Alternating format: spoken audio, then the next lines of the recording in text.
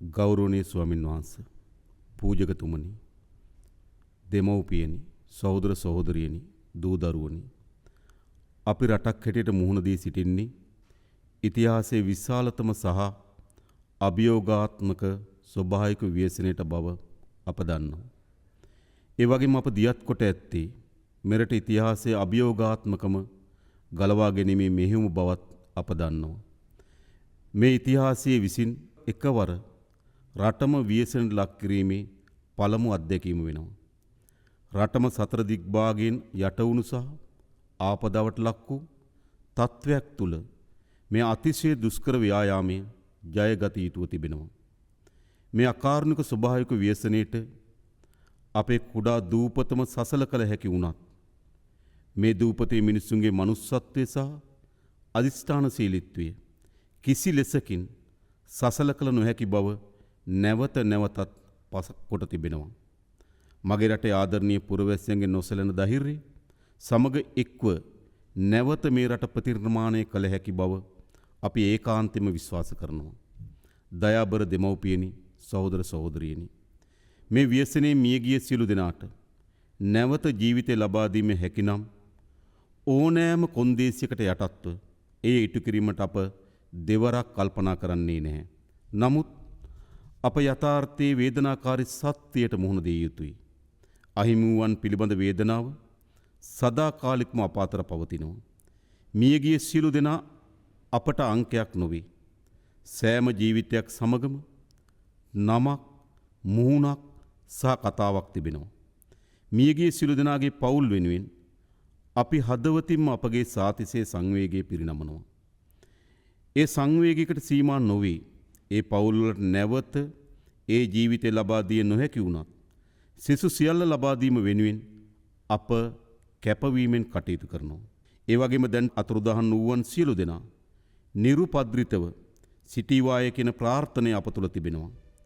ජීවිත ව්‍යසනයට ලක්ව ඇති බොහෝ දෙනෙකුගේ දුක්, වේදනා සමනය කිරීමට හා බලපෑමට ලක් වූ වින්දිතයන්ට ශක්තියක් වීමට ඉදිරියට පැමිණි සියලු දෙනාගේ දෑත් උණුසුම්ම වැළඳ ගන්නවා.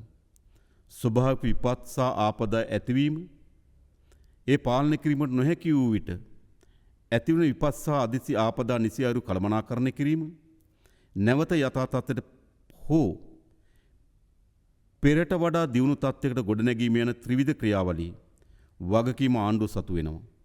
ඒ වෙනුවෙන් ගත හැකි සහ ගත යුතු ඉදිරි ක්‍රියාමාර්ග මොනතරම් දුෂ්කර තත්ත්වයක් යටතේ වුවත් ගැනීමට අප බලාපොරොත්තු වෙනවා. මේ ව්‍යසනයන්ට මුහුණ දීමේදී පහසුකම් සහ මෙවලම් සීමාවක් ඇති රටක අප සතු ඇති අයෝමීය මානව සම්පත සියල්ලන්ට වඩා වටිනා බව නැවත නැවතත් පසක් කොට තිබෙනවා. විපතකදී හැර නොයන හැම විටම පිහිටවන ආත්ම විශ්වාසයෙන් පිරුණු අපේ රටේ පුරවැසියන් පිළිබඳව අප ආඩම්බර වෙනවා. අපට ඉදිරියට මුහුණ දෙන්න සිදුවන්නේ එදා මෙදා තුර විශාලතම ප්‍රතිසංස්කරණ ප්‍රයත්නයන්ට සහ නැවත ගොඩනැංවීමේ කාර්යභාරයේ බව අප සිහිපත් කළ යුතුව තිබෙනවා. විනාශයේ තරම ගැන අනුමාන තක්සේරුව එතරම්ම බරපතලයි. එහෙත් අප රටේ ජනතාව ගම් වතුරෙන්, කුණාටුවෙන් හෝ ඕනෑම ව්‍යසනකින් පසුව අදිෂ්ඨානශීලීව නැවත ගොඩනැගී තිබෙනවා. මෙම ව්‍යසනයේ ආරම්භයේදී අපගේ පළමු කාර්ය බවට පත් වුණේ ව්‍යසනයට මුහුණ දුණු පුරවැසියන් එයින් මුදවා ගැනීමයි. ඒ සඳහා අපේ සමස්ත රාජ්‍ය යාන්ත්‍රණයම ඉතාමත් කාර්යක්ෂමතාවෙන් යුතුව මෙහෙවීම සඳහා අපි කටයුතු කර තිබෙනවා. එහිදී අපගේ ත්‍රිවිධ හමුදාවත් පොලිසියත් තමන්ගේ ජීවිත පිළිබඳ අවධානම නොතකමින් ඇතැම් තැන්වල තමන්ගේ ජීවිත පරිත්‍යාග කරමින් අපගේ ජනතාව මුදවා ගැනීම සඳහා වීරෝදාර ක්‍රියාදාමයක නිරත වුණා. ඔවුන් ගැන අපි ආඩම්බර විය යුතුයි. ඔහුට අපි ජාතියේ ප්‍රණාමය පුද කළ යුතුයි. ඒ වගේම අපේ අමාත්‍යංශ ලේකම්වරුන්ගේ සිට පහළ ග්‍රාම නිලධාරී කොට්ටාසින ග්‍රාම නිලධාරීන් තුමා දක්වා සියලු රාජ්‍ය යාන්ත්‍රණය යහුසුලුව මැදිහත් වෙමින් එම ආපදාවට ලක් වූ ජනතාව මුදවා ගැනීම සඳහා විශාල කාර්යභාරයක් ඉටු කරනු ලැබුවා. එය වුන් රාජකාරීන් ඔබ්බට යන ලද මානුෂීය කාර්යලක්ෂ තේරුම් අරගනිමින් ඒ කාර්යයට හෘදයාංගම බැඳීමකින් යුතුව ඔවුන්ගේ කාර්යභාරය ඉටු කරනු ලැබුවා. ඔවුන්ට අපි ස්තුතිවන්ත විය යුතුයි. ඒ වගේම ව්‍යසනයට පත් වූ ජනතාව මුදා ගැනීම වෙනුවෙන් ස්වේච්ඡාවෙන් විශාල ජනතාවක් මැදිහත් වී තිබෙනවා. තමන් ව්‍යසනයට පත් නොවුනත් තමන්ගේ අසල්වැසියන් ව්‍යසනයට පත් වීම, තමන්ගේ අල්ලපු ගමේ කෙනා ව්‍යසනයට පත් වීම, තමන්ගෙන් එහා පැත්තේ දිස්ත්‍රික්ක කෙනා ව්‍යසනයට පත් වීම, තමන්ගේ ව්‍යසනයක් ලෙස සලකා අපේ රටේ පුරවැසියන් එම ව්‍යසනයට පත් වූ ජනතාව මුදවා ගැනීම සඳහා විශාල මානසික කාර්යභාරයක් ඉටු කරමින් තිබෙනවා. ඒ පිළිබඳ ඔවුන් අපි මේ වෙලාවේදී සිහිපත් කළ යුතුයි. ඒ වගේම මේ මුදා ගැනීමේ ක්‍රියාදාමයේදී අපේ අසල්වැසි රටවල්, අපගේ මිතුරු රටවල් අපිට විශාල ලෙස උපකාර සපයා තිබෙනවා. දැනටමත් හෙලිකොප්ටර් යාන ලබා දෙමින්, සමහර ගලවා ගැනීමේ හමුදාවන් ලබා දෙමින් විදේශීය රාජ්‍යයන් අප වෙත ඔවුන්ගේ මිතුරු භාවයේ හස්තය දිගු කොට තිබෙනවා. අපි ඔවුන්ට බෙහෙවින් ස්තුතිවන්ත වෙනවා අපේ රටේ ජනතාව වෙනුවෙන්. ඒ වගේම මේ මුදා ගැනීමේ කාර්යභාරයේදී දැන් අප සැලකිය යුතු කොටසක් ඉටු කොට අවසන් කර තිබෙනවා. විශේෂයෙන්ම එම මුදවාගත් ජනතාව කණ්ඩායම් 3ක් හැටියට ජීවත් වෙනවා. එක් කණ්ඩායමක් වන්නේ තමන්ගේ නිවස තුලම ආසන්නයේම අවතැන් භාවයට පත්වීම. දෙවෙනි කණ්ඩායම වන්නේ තමගේ මිතුරන් ඥාතීන්ගේ නිවෙස් තුල අවතැන් භාවයට පත්වීම. තුන්වෙනි කණ්ඩායම වන්නේ අවතැන් මධ්‍යස්ථානවල ජීවත් වීම. අපේ රටේ තිබුණු සමහර චක්‍රලේඛනයන් මෙම ප්‍රජාවන් තුනටම සහන සැලසීම සඳහා බාධාවන් ඇතිකට තිබුණා. අපි ඒ සියලු චක්‍රලේඛනය වෙනස් කොට අවතැන් වී තිබෙන්නේ කොතනද, ඉන්නේ කොතනද කියන බේදකින් තොරව හැම දිනාටම රජයේ සහන ලබා දීම සඳහා අවශ්‍ය වෙන වැඩපිළිවෙල සකස් කොට තිබෙනවා. ඒ වගේම අපේ සමහර චක්‍රලේඛනයන් අපේ නිලධාරීන්ට අවශ්‍ය පරිදි මුදල් පරිහරණය කිරීම සඳහා බාධාවක් ඇති කොට තිබුණා. එම චක්‍රලේඛනයන් අපි වෙනස් කොට තිබෙනවා. ප්‍රාදේශීය ලේකම්වරයෙකුට ලක්ෂ 500 දක්වා මුදලක් වියදම් කිරීම සඳහා අවසරය අපි ලබා දී තිබෙනවා. එනිසා අපි හිතනවා මුදල් ප්‍රතිපාදන ලබා දීමත් එම ප්‍රතිපාදන කාර්යක්ෂම ක්‍රියාවට නැගීම සඳහා අවශ්‍ය වෙන නීතිමය රැකවරණයන් අපි අපේ රාජ්‍ය ආන්තර ලබා දී තිබෙනවා. ඒ වගේම ප්‍රතිපාදන ඔබ දන්නවා අපි පසුගිය අයවැය ලේඛනයෙන් සම්මත කරන ලද ප්‍රතිපාදන වලින් රුපියල් කෝටි 3000කට ආසන්න ප්‍රමාණයක් අප සතුව තිබෙනවා. පාර්ලිමේන්තු අනුමැතියකින් තොරව අපිට වියදම් කිරීමේ හැකියාව තිබෙනවා. ඒ සියලු ප්‍රතිපාදනයන් අප මේ සඳහා වෙන්කොට තිබෙනවා. අපි දිසාපතිවරුන්ට දැනුම් දී තිබෙනවා. ඔබට කොපමණ මුදල් ප්‍රමාණයක් අවශ්‍යද? කොපමණ කාර්යයන් කිරීම සඳහා ඔබට වැයබරක් දරන්න සිදු වී තිබෙනවද? ඒ සියල්ල ලබා දෙන්න අපි අවශ්‍ය වෙන කටයුතු සම්පාදනය කරලා තිබෙනවා. 2025 අයවැය ලේඛනයේ වෙන්කොට තිබෙන ප්‍රතිපාදන ප්‍රමාණවත් නොවන්නේ නම් අප පරිපූර්ණක ඇස්තමේන්තු හරහා පාර්ලිමේන්තු හරහා නව ප්‍රතිපාදන ලබා දීම සඳහා අපි කටයුතු කරනවා. ඒ හරහා අපගේ අවතැන් වූ ජනතාවගේ ආහාර පාන, සෞඛ්‍ය සහ සනීප ආරක්ෂක කටයුතු ඉටු කරගත හැකි වේවි කියලා විශ්වාසයක් අපිට තිබෙනවා. ඒ වගේම ඊළඟ අපේ පියවර වන්නේ විශේෂයෙන්ම මේ ආපදා තත්ත්වයේ හේතු කොටගෙන අත්‍යවශ්‍ය සේවාවන් සහ යටිතල පහසුකම් විශාල ප්‍රමාණයක් බිඳ වැටී තිබෙනවා. බොහෝ ප්‍රදේශවල විදුලිය බිඳ වැටී තිබුණා. ඒ වගේම ජල පහසුකම් බිඳ වැටී තිබුණා. සංනිවේදන පහසුකම් බිඳ වැටී තිබුණා. ප්‍රවිෂ්ඨ මාර්ග කඩා වැටී තිබුණා. මේ ආදී යටිතල පහසුකම් සහ සේවාවන් විශාල ප්‍රමාණයක් බිඳ වැටී තිබෙනවා. අප ඒ සෑම ශේත්‍රයක්ම වේගවත්ව කාර්යක්ෂමව ඒ යටිතල පහසුකම් සහ සේවාවන් යලි ස්ථාපන කිරීම සඳහා අවශ්‍ය වෙන මෙහෙයුම් කාර්යයන් ගොඩනගා තිබෙනවා. ආපදාවට ලක් නොවූ ප්‍රදේශ තිබෙනවනම් ඒ ප්‍රදේශවල කාර්ය මණ්ඩලය මුළුමනින්ම අපි මෙම ආපදාවට පත් වූ ප්‍රදේශවල යටිතල පහසුකම් වර්ධනය කිරීම සඳහා යොදවා තිබෙනවා. ඒ වගේම අමාත්‍යංශ සහ ආයතනවල වෙනස් කාර්යභාරයන් තිබුණා නම් ඒ වෙනත් කාර්යභාරයන් සියල්ල අත්හිටුවා මේ ප්‍රමුඛතම කාර්යභාරයක් කොට සලකා මෙම යටිතල පහසුකම් ස්ථාපිත කිරීම සඳහා අපි දැනටමත් වැඩපිළිවෙළ සකස් කොට තිබෙනවා. විදුලි බල මණ්ඩලය, ජල ප්‍රවාහන මණ්ඩලය, ඒ වගේම සංනිවේදන ආයතනයන් සහ මාර්ග සංවර්ධන අධිකාරිය ආදී අත්‍යවශ්‍ය ආයතනත් එක්ක අපි සමීපව කටයුතු කරමින් ඒ සඳහා අවශ්‍ය වන දායකත්වය සහ මෙහෙයවීම අපි ලබා දෙමින් තිබෙනවා. එනිසා අපි විශ්වාස කරන ඉතාමත් කෙටි කාලයක් ඇතුළත මේ යටිතල පහසුකම් සහ සේවාවන් මුළුමනින්ම අපි සපුරා ගැනීමේ හැකියාව තිබෙනවා. අපගේ ඊළඟ ප්‍රධාන ප්‍රමුඛතාවය වන්නේ මේ ව්‍යසනයට ලක් වූ රට කෙටි කාලීනව, මධ්‍ය කාලීනව සහ දීර්ඝ කාලීන ලෙස ගොඩනැන්වීමයි. මිල කළ නොහැකි ජීවිත අපිට අහිමුණා. තවමත් ගණනය කළ නොහැකි භෞතික සම්පත් අපිට අහිමි වුණා. මාර්ග සහ පාලම්වල සිට පාසල් සහ ජල පද්ධති දක්වා ආපදා කලාපයේ පොදු යටිතල පහසුකම් අලුත් වැඩියා කිරීමේ දැවැන්ත මෙහෙයුමක් කළ යුතු තිබෙනවා. සීරුවෙන් සහ ක්‍රමානුකූලව හිස ඔසවන්නට පොරබදමින් සිටි රටකට මේ තත්ත්වයේ සුළුපටු අභියෝගයක් නොවේ. කුඩා ස්වයං රැකියාවේ සිට මහා පරිමාණ කර්මාන්ත දක්වාද සුළු පරිමාණ ව්‍යාපාරිකයාගේ සිට මහා පරිමාණ ව්‍යාපාරිකයා දක්වාද මේ සියලු ශේෂ්ත්‍ර තමන්ගේ ආදායම් අහිම්වීම තමන්ගේ කර්මාන්ත කඩා වැටීමේ අනතුරකට මුහුණ දී තිබෙනවා. ඒ වගේම කුස්කර්මාන්තය, නියැලෙන ගොවි ජනතාව, පස්සම්පස් ශේත්‍රයේ නියැලෙන ගොවි ජනතාව මේ ආදී ශේත්‍ර විශාල බිඳ වැටීමට ලක් වී තිබෙනවා. එනිසා අපිට වේගවත් සැලැස්මක් අවශ්‍යයි. මෙම ශේත්‍ර ඉතා වේගයෙන් නගා සිටුවන්න.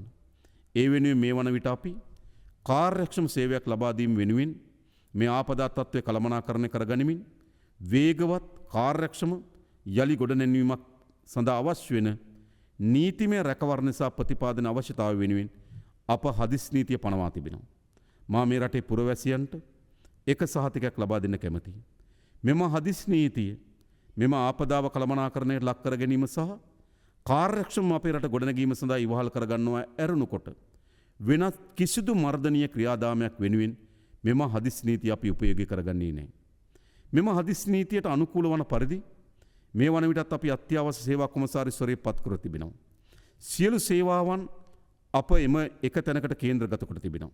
පැය 24 පුරාම අත්‍යවශ්‍ය සේවා කාර්යාල විවෘත කොට තිබෙනවා. සියලු වැදගත් ආයතනයන් වල නිලධාරීන් එහි පැය 24ම රැඳෙමින් තිබෙනවා. එනිසා අපි හිතනවා ඊටමත් කාර්යක්ෂම මධ්‍යගත මෙහෙයුමක් මෙම අත්‍යවශ්‍ය සේවා කාර්යාලය සඳහා පිටු කර ගැනීම සඳහා අපි සැලැස්මක් සකස් කොට තිබෙනවා.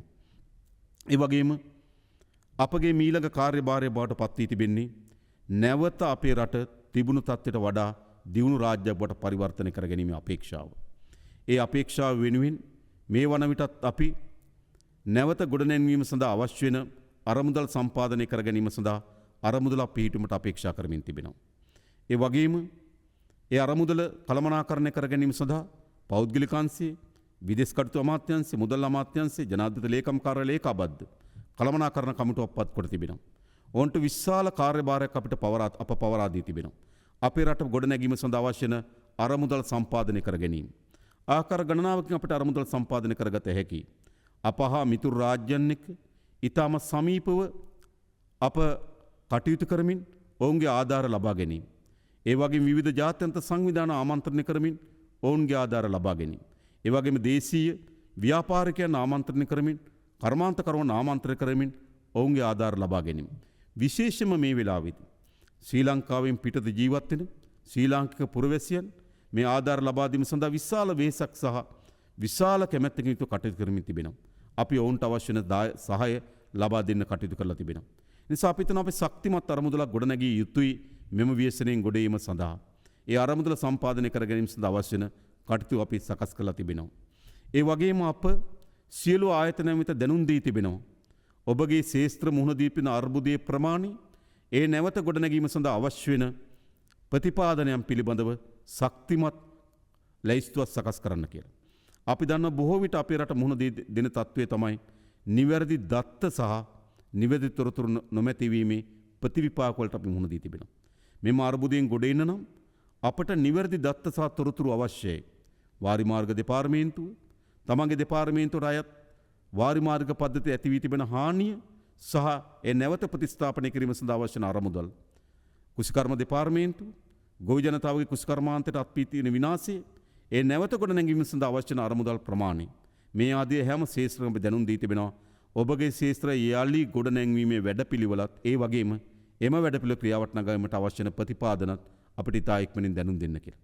ඒ අනුව අපිට ඉතා වේගවත් සංවර්ධන සැලැස්මක් කරහා අපේ රට යලි ගොඩනැගිය හැකිව තිබෙනවා. අපට රටක් ලෙස දීර්ඝ කාලීන ඉලක්ක ජය ගැනීමට එකට ජීවත් වීමට බලකල අවස්ථා ඉතිහාසය විසින් මගහැර ඇති අතර මෙවරය මග නොහැරෙන තැනට පත් කිරීමේ අධිෂ්ඨානය අපි තුල තිබෙනවා. මෙම බරපතල ව්‍යසනය අවස්ථාවේ අප වෙනුවෙන් දැන්ටමත් ඉදිරිපත් වූ අපට සහයෝගය දුන් සියලු හිතමිතුරු රටවල් වලට ඒවායේ නායකයින්ට පුරවැසියන්ට සහ ජාත්‍යන්තර සංවිධානවලට අපි ස්තුතිය පුද කරනවා. අපේ රට නැවත ගොඩනැගීම වෙනුවෙන් ඔවුන්ගේ අඛණ්ඩ සහයෝගය වෙනුවෙන් විධිමත් යාන්ත්‍රණයක් අපේ දැනටමත් ස්ථාපිත කොට තිබෙනවා. මේ තීරණාත්මක ව්‍යසනකාරී මොහොතේ සියලු දේශපාලන මතිමතාන්තර රට වෙනුවෙන් අමතක කරමු. ජාති, ආගම්, පක්ෂ, පාට භේදවලින් තොරව එකට එක්වෙමු. දේශපාලනය කිරීමට ඕන තරම් කාලය ඇති අතර ව්‍යසනයට මුහුණ දීමට විශාල කාලයක් නැහැ. අපි එක්ව රට ගොඩනගමු. ගොඩනැගු පසු ඒ රටේ වෙන්වෙන්ව දේශපාලනය කරන්න අපට පුළුවන්කම තිබෙනවා. විශේෂයෙන් මට විශාල විශ්වාසයක් තිබෙනවා. මා මේ රට ගොඩනැගීම් පිළිබඳව අචල විශ්වාසකින් කටයුතු කරන්නේ. මා අපේ රටේ පුරවැසියන් කෙරෙහි විශ්වාසය තබනවා. මා අපේ රටේ ත්‍රිවිධ හමුදාව, පොලිසිය ඇතුළු රාජ්‍ය සේවකයන් කෙරෙහි විශ්වාසය තබනවා. මා මේ රටේ කර්මාන්තකරුවන්, ව්‍යාපාරිකයන් කෙරෙහි විශ්වාසය තබනවා. මා මේ රටේ බුද්ධිමතුන්, නව නිපැයුම්කරුවන් කෙරෙහි විශ්වාසය තබනවා. මා අපේ රටෙන් පිටත ජීවත් වෙන විදේශගත ශ්‍රී ලාංකිකයන් කෙරෙහි විශ්වාසය තබනවා. ඒ වගේම මා අපට හිතමිතුරු රාජ්‍යයන් කෙරෙහි අපි විශ්වාසය තබනවා. ඒ විශ්වාසය සහිතව මේ රට ගොඩනැගිය හැකි කියන දැඩි විශ්වාසකින් යුතුව අප මෙම කාර්යභාරයට මැදිහත් වී තිබෙනවා. නියත වශයෙන්ම අපි පෙර තිබූ තැනට වඩා හොඳ රටක් ගොඩනගනවා. මෙතෙන් සිට එය පටන් ගත යුත්තේ බිඳුවේ සිට වුවත් අපි අභියෝගය බාර ගන්නවා. ඒ වෙනුවෙන් පටු වාද භේදවලින් තොරව සියලු දෙනාට මේ සාමූහික ප්‍රයත්නයට එක්වන්න අපි ආරාධනා කරනවා. ජාතික හා ජාත්‍යන්තර වැඩපිළිවෙලක් ඔස්සේ මනා සම්බන්ධීකරණයකින් යුතුව කටයුතු කරමින් හෘද සාක්ෂියට අනුවම අපේක්ෂිත අරමුණු ඉටු කර ගැනීමට කැපවීම කියා මා ඉල්ලා සිටිනවා. ඕනෑම අන්ධකාරයක ආලෝක ඇති බව අප විශ්වාස කරනවා. මේ අඳුරු දිනයන් පහව යන බවත් අප විශ්වාස කරනවා. එනිසා අප එකාවන්ම නැගී සිටිමු. මේ කඳුළු සලන පාරාදීසය සුවපත් කරමු. දීප්තිමත් දිවයිනක් ගොඩනගමු. සියලු දෙනාටම තෙරුවන් සරණයි. දෙවි පිහිටයි.